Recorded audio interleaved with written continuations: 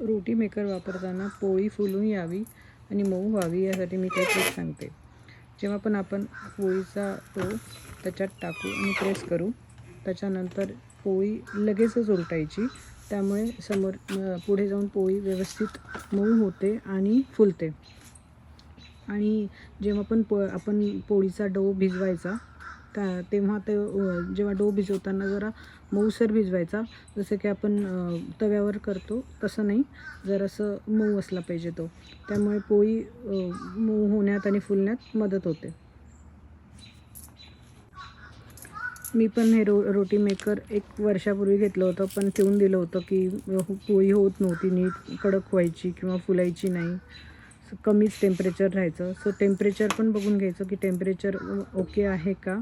कमी टेम्परेचर असेल तर पोळी भाजल्या जात नाही आणि कडक होऊन जाते आणि नीट प्रेस पण होत नाही. सो पहिले टेम्परेचरचं पण बघायचं की टेम्परेचर व्यवस्थित, जसं आपला तवा असा खणखणीत तापतो तसंच ते पण छान असं तापलं पाहिजे. तेव्हाच ती पोळी व्यवस्थित होते.